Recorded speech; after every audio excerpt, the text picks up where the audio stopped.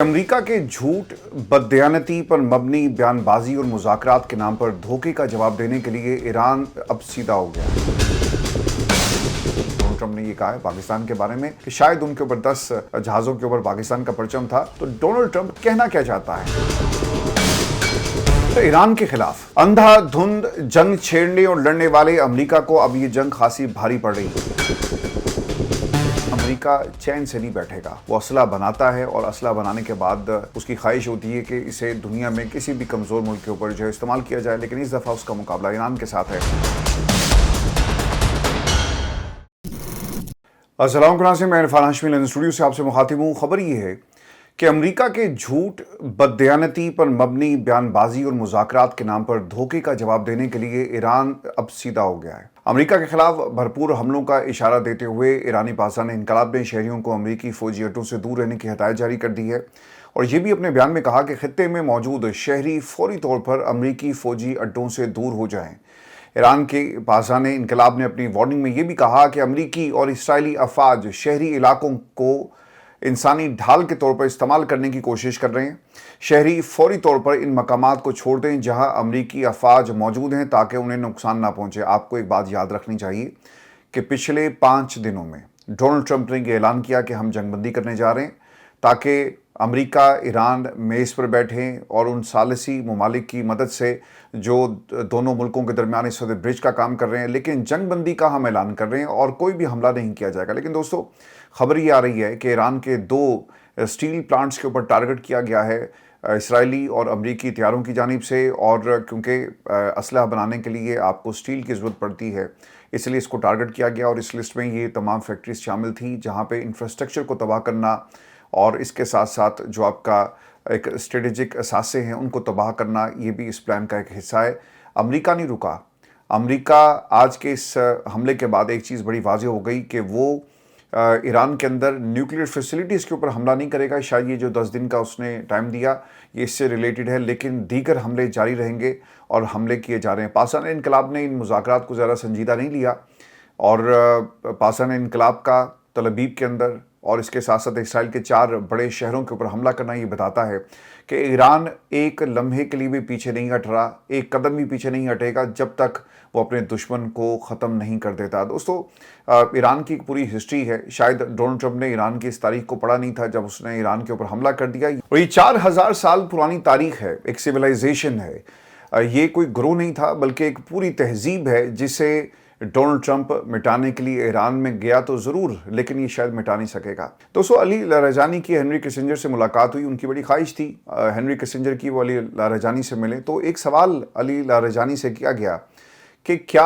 आप हमारे साथ स्ट्रेटेजिक रिलेशनशिप नहीं चाहते? तो इस पर उनका ये कहना था कि हमारा आपका क्या ताल्लुक़ है, आप हमारे से क्यों इस किस्म की बात भी कर रहे हैं, हमारी एक तारीख़ है। तो इसके जवाब में टेबल पर इशारा करते हुए हेनरी किसिंजर ने ये तारीख़ी अल्फाज कहे थे कि हमारी इस अमरीकी अवाम ने, हमारी क़यादत ने दूसरी जंग अज़ीम के बाद दुनिया में मुल्कों की सरहदों के फ़ैसले किए। हमने मुल्कों को नाम दिए और यकीनन मिस्र और एक ईरान ऐसी 2 ताकतें हैं या ऐसी तहजीबें हैं जिनका हम कुछ नहीं बदल सके और आज भी वो अपनी मुकम्मल हैसियत में मौजूद हैं। यानी हेनरी किसिंजर जिसका फॉरेन पॉलिसी और अमेरिकन्स के नज़दीक एक बड़ा मकाम है, वो अगर ख़ुद से ये तस्लीम कर रहा है कि जनाब हम ईरान को कभी भी सर नहीं कर सकेंगे, हम जितना मर्ज़ी इनको लालच दें, इनके ऊपर हमले करें, ईरान की तहजीब जिसकी तारीख 4 साल पुरानी है, इसे ख़त्म नहीं किया जा सकता। लेकिन डोनाल्ड ट्रंप ने शायद इस तारीख को पढ़ा नहीं। और इसमें आपको आबने हुर्मुज़ के हवाले से खबर ये दे दूं कि 3 बहरी जहाज़ हैं जिनको वापस भेज दिया गया है और इस वक्त मुकम्मल निगरानी आबने हुर्मुज़ की जा रही है, ख़ासतौर पर ऐसे वक्त में जब अमेरिका की तरफ से ये ऐलान किया गया कि हमें तोहफे में 10 जहाज़ जो हैं दिए गए। गुज़िश्ता रोज़ का बयान बहुत ही इंपॉर्टेंट था जिसमें ईरान ने आबने हुर्मुज़ से गुजरने वाले जहाज़ों पर नज़र रखना शुरू कर दी है। इस ऐलान के बाद जो डोनाल्ड ट्रंप ने किया, चूँकि ट्रंप ने दावा किया था कि पाकिस्तानी परचम बरदार जहाज़ों को ईरान ने गुजरने की दावत देकर उन्हें तोहफ़ा दिया, यानी वो तेल बरदार जहाज़ अमेरिका के थे लेकिन इन पर पाकिस्तानी झंडे लगे हुए थे और उन्होंने ईरान को बेवकूफ़ बनाकर वहाँ से अपने तेल के जहाज़ जो निकाल लिए। इस सारी सूरत हाल में पाकिस्तान की پوزیشن کافی کمزور ہوئی کیونکہ وہ دیانتداری کے ساتھ ثالثی کی کوشش کر رہا ہے، لیکن ایسے لگ رہا ہے جیسے وہ امریکہ کے ہاتھوں استعمال ہو گیا یا ہو رہا ہے۔ لیکن پاکستان کے دفتر خارجہ کی طرف سے دوستوں کسی قسم کا کوئی ریئیکشن نہیں آیا، اور اگر یہ 10 جہاز نہیں بھی تھے اور 2 جہاز تھے جن کے بارے میں ٹریک ریکارڈ موجود ہے، سیٹلائٹ امیجز موجود ہیں جن میں پاکستان کراچی نام لکھا ہوا تھا، ہمارے پرچم کو آپ ان جہازوں پر دیکھ سکتے ہیں، تو کیا کہیں ایسا تو نہیں ہوا کہ یہ جہاز امریکہ کو تحفے کے طور پر دے دیے گئے کہ جناب ہم آپ کو تیل لے کر دیتے ہیں؟ کیونکہ اگر آپ کو یاد ہونا، اس سے پہلے بھی ہماری ہسٹری اسی قسم کی رہی ہے، ہم نے اپنے لوگوں کو پکڑ پکڑ کر امریکہ کے حوالے کیا۔ جب امریکہ میں ڈونلڈ ٹرمپ نے حلف اٹھایا تو اس کے بعد ایک بہت ہی ہائی ویلیو ٹارگٹ کو امریکہ کے حوالے کیا گیا، اگر آپ کو یاد ہو۔ اس کے بعد ہم نے ان کو جو معدنیات کی اور منرلز کی شکل میں بہت سارے معاہدے آفر کی، اور بہت ساری امریکن کمپنیز جو ہیں انہوں نے پاکستان کے ساتھ ان معاہدوں کو آگے بڑھانے میں دلچسپی کا اظہار بھی کیا، اور بہت سارے معاہدے ہو بھی گئے۔ تو کہیں ایسا تو نہیں ہے کہ ہم ان کو کچھ آفر کر رہے ہیں، اور یہ جو آفرز کروائی گئی ہیں ماضی کے اندر، اس میں ایک مزید آفر کا اضافہ ہو گیا اور تیل ہم نے ان کے حوالے کر دیا، کیونکہ ڈونلڈ ٹرمپ نے اگر یہ بات کہی ہے تو یقیناً اس میں کچھ نہ کچھ ایسا ضرور ہوگا جو پاکستان نے ان کے حوالے کیا، اور اگر یہ جھوٹ ہے تو دفتر خارجہ کو کم از کم اس کے اوپر بات جو ہے کرنی چاہیے۔ یہ جتنے تمغہ حسن کارکردگی والے صحافی ہیں نا، وہ آپ کو بولتے ہوئے نظر نہیں آتے، مکمل خاموشی ہے۔ پاکستان کے دفتر خارجہ کا اس پہ کیوں ریئیکشن نہیں آیا؟ کسی صحافی کو اتنی توفیق نہیں ہوئی کہ وہ دفتر خارجہ سے رابطہ کرتے اور کہتے کہ ڈونلڈ ٹرمپ نے یہ کہا ہے پاکستان کے بارے میں کہ شاید ان کے اوپر 10 جہازوں کے اوپر پاکستان کا پرچم تھا۔ تو ڈونلڈ ٹرمپ کہنا کیا چاہتا ہے؟ اور پھر سے ایران کے خلاف اندھا دھند جنگ چھیڑنے اور لڑنے والے امریکہ کو اب یہ جنگ خاصی بھاری پڑ رہی ہے۔ وال اسٹریٹ کی ایک رپورٹ سامنے آئی اور اس رپورٹ میں یہ دعویٰ کیا گیا ہے کہ 4 ہفتوں میں 850 سے زائد ٹوماہاک میزائل فائر کیے گئے۔ پینٹاگون، جس کے اندر ایک تشویش پائی جاتی ہے اور وہ اپنے آرسنل کو بار بار دیکھ رہے ہیں، اس سے پہلے یہ کنسرن جو تھا وہ پینٹاگون کی طرف سے مختلف رپورٹس میں ظاہر کیا جا چکا ہے کہ ہم نے جتنا ٹائم ہمیں لگا ان ہتھیاروں کو بنانے کے لیے، ہم نے بہت تیزی کے ساتھ ان ہتھیاروں کو ایران کے خلاف استعمال کیا۔ اور ہمیں ایک بات یہ بھی یاد رکھنی چاہیے کہ نیٹو کے اندر چونکہ امریکہ بھی ہے، امریکہ روس کے خلاف بھی اپنی پوری جو فورس ہے اور جتنا بھی اسلحہ ہے وہ مہیا کر رہا ہے۔ اور اگر آپ کو یاد ہو، دنیا کے دیگر بیسز کے اندر بھی ان کو اپنے بہت سارے ڈیفنس سسٹم کو وہاں سے پل آؤٹ کرنا پڑا، اور اس کی ایک قیمت ہے۔ تو یہ میزائل 1000 میل سے زائد فاصلے تک مار کر سکتا ہے، اور خاص طور پر اس لیے یہ اہم ہے کیونکہ اس کی مدد سے پائلٹس کو خطرناک فضائی حدود میں بھیجنے کی ضرورت کم ہو جاتی ہے۔ اگر پاکستان نے بھارت کے اندر حملہ کرنا ہو یا بھارت نے پاکستان کے اندر حملہ کرنا ہو، تو ضروری نہیں کہ آپ زمینی کارروائی کریں یا پھر آپ ان کی فضا میں جا کر یہ کارروائی کریں، آپ اپنی حدود کے اندر رہتے ہوئے بھی یہ کارروائی جو ہے کر سکتے ہیں۔ دوستو مسئلہ یہ ہے کہ ہر سال ان میزائلوں کی محدود تعداد میں تیاری کی جاتی ہے، جبکہ ایک میزائل کی قیمت تقریباً $3.6 ملین تک ہو سکتی ہے، اور اسے بنانے میں تقریباً 2 سال لگ جاتے ہیں۔ پیسہ تو چلیں جائے گا ہی جائے گا، لیکن جو ٹائم اس فریم ہے اس میں بہت ہی امپورٹنٹ ہے۔ آپ دیکھیں کہ سوئٹزرلینڈ نے جو ان کو کھیپ تیار کرنے کے لیے کہا تھا نا، سوئٹزرلینڈ کو تو انکار کر دیا ہے، انہوں نے کہا جی کہ ہم آپ کو اب یہ ٹوماہاک میزائل جو ہیں وہ نہیں دیں گے۔ تو اس کا مطلب یہ ہوا کہ اگر آپ کو ٹوماہاک میزائل امریکہ سے چاہیے تو آپ کو درخواست بہت سال پہلے دینی پڑے گی، اور اس میں کئی برس اس آرڈر کی کمپلیشن میں لگ سکتے ہیں۔ دوستو دوسری جانب امریکی حکام کا موقف ہے کہ فوج کے پاس اپنے مشن کے لیے کافی وسائل موجود ہیں، تاہم ماہرین خبردار کر رہے ہیں کہ اگر یہی رفتار برقرار رہی تو مستقبل کی جنگوں کے لیے اسلحے کی کمی ایک بڑا مسئلہ بن سکتا ہے۔ یعنی امریکہ چین سے نہیں بیٹھے گا، وہ اسلحہ بناتا ہے، اور اسلحہ بنانے کے بعد اس کی خواہش ہوتی ہے کہ اسے دنیا میں کسی بھی کمزور ملک کے اوپر جو ہے استعمال کیا جائے، لیکن اس دفعہ اس کا مقابلہ ایران کے ساتھ ہے دوستو، جس کے باعث فوری طور پر پیداوار بڑھانے پر غور کیا جا رہا ہے۔ لیٹس سی کہ امریکہ اب کیا کرتا ہے اور کس پالیسی کے تحت وہ کام شروع کریں گے۔ لیکن ویورز، واشنگٹن میں آج کل اس جملے کی انتہائی گونج سنائی دے رہی ہے۔ یہ بھی میں آپ کو بتا دیتا ہوں کہ یہ جملہ کیا ہے کہ جنگ سے پہلے مذاکرات کے دوران ہم نے ایران سے تقاضا کیا کہ اپنا افزودہ یورینیم امریکہ کے حوالے کر دو۔ آپ کو یاد ہوگا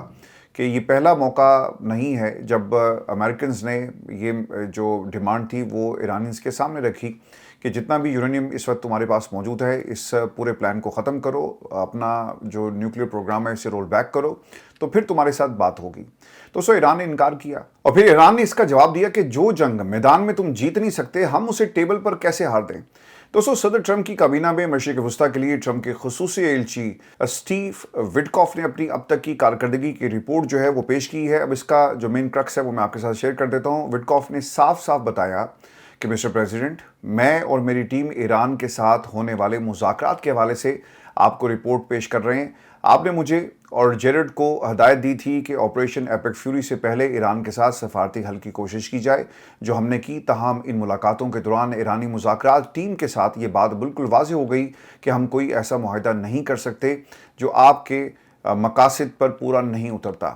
یورینیم کی افزودگی انریچمنٹ کا جو معاملہ تھا، اس کے اوپر مکمل پابندی، یہ ہماری ڈیمانڈ تھی۔ ہتھیار بنانے کی کسی بھی امکان کا مکمل خاتمہ کہ فیوچر میں آپ کسی اس قسم کے ایڈونچر کا حصہ نہیں بنیں گے اور نہ ہی کسی چیز کو اپنے پلان میں شامل کریں گے جو آپ کو ایک نیوکلیئر پاور بننے کی طرف لے کر جائے۔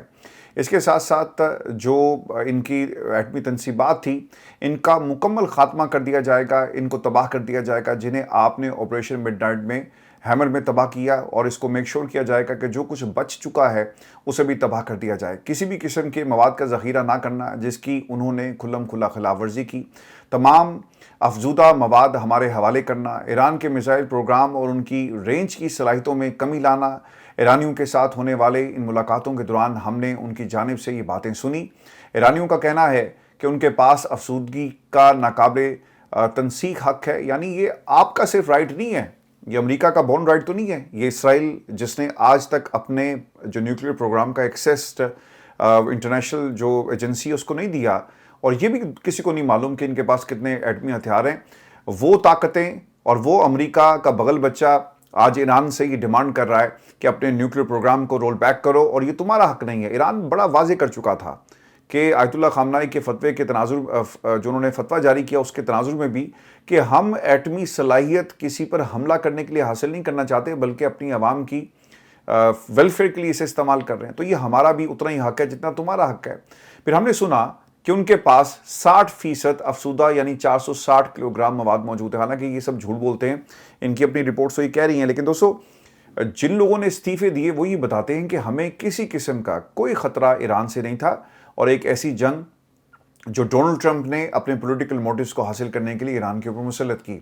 جس سے 11 ایٹمی بم جو ہیں وہ بنائے جا سکتے ہیں۔ یہ باقاعدہ طور پہ اس رپورٹ کا حصہ ہے جو وٹکاف نے پیش کی، اور آخر میں ہم نے یہ بیان سنا کہ وہ سفارتی طور پر وہ سب کچھ نہیں دیں گے جو ہم فوجی طاقت سے حاصل نہیں کر سکتے۔ ان کی حکومت نے اپنی مذاکراتی ٹیم کو وہ معاہدہ کرنے کا اختیار نہیں دیا جس کا آپ نے مطالبہ کیا تھا۔ میں آج آپ کو یہ رپورٹ دے سکتا ہوں کہ ہم نے آپ کی خارجہ پالیسی کی ٹیم کے ساتھ مل کر 15 نکاتی ایکشن لسٹ جو ہے وہ تیار کی ہے، جو امن معاہدے کے فریم ورک کی بنیاد بنے گی۔ اسے پاکستانی حکومت کے ذریعے پہنچایا گیا جو ایک ثالث کا کردار ادا کر رہی ہے۔ اس کے نتیجے میں بہت مثبت پیغامات اور بات چیت سامنے آئی، جیسا کہ آپ نے حال ہی میں پریس کو بتایا، لیکن یہ حساس سفارتی بات چیت ہے، اور آپ نے ہمیں ہدایت دی کہ مخصوص شرائط پر رازداری برقرار رکھی جائے اور میڈیا کے ذریعے مذاکرات نہ کیے جائیں۔ ڈونلڈ ٹرمپ کے سامنے وٹکاف نے یہ تمام چیزیں جو ہیں وہ پیش کی، لیکن رازداری سر دنیا کو پتہ چل رہا تھا کہ آپ کون سا کھیل کھیل رہے ہیں۔ آپ کے 15 ڈیمانڈز کیا تھی وہ امریکنز نے تو نہیں بتائی،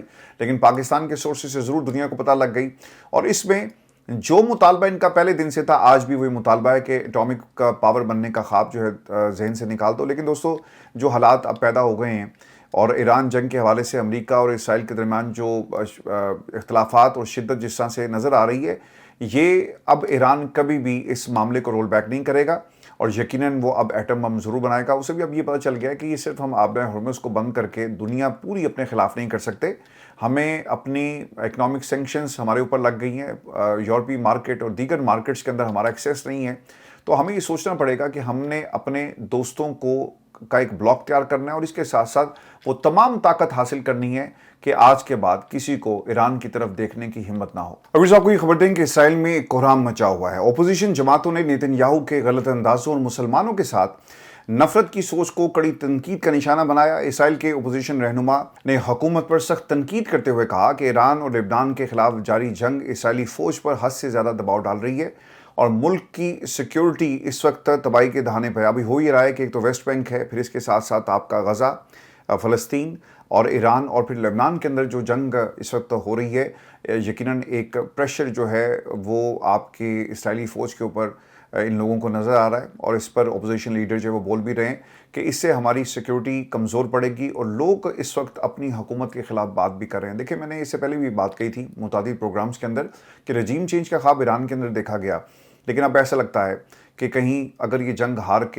جو ہار چکے ہیں اور انہیں وہ تمام چیزیں اگر نہیں ملی نیتن یاہو کو، تو وہ اپنی عوام سے کیا جا کر کہے گا کہ ہم نے ایران کے اوپر حملے کیے، انہوں نے ہمارے اوپر حملے کیے، ہم نے ان کی جو ایٹمی تنصیبات تھیں ان کو تباہ کیا، انہوں نے ہمارے تنصیبات کو ٹارگٹ کیا. تو کس کی جیت ہوئی اور کس کی ہار ہوئی، اس کا فیصلہ کون کرے گا؟ آپ اپنے لوگوں کو کس طرح سے جو ہے وہ خاموش کروائیں گے؟ 5,000 بلکہ اس سے زائد جو اسرائیلی ہیں اس وقت زخمی ہیں،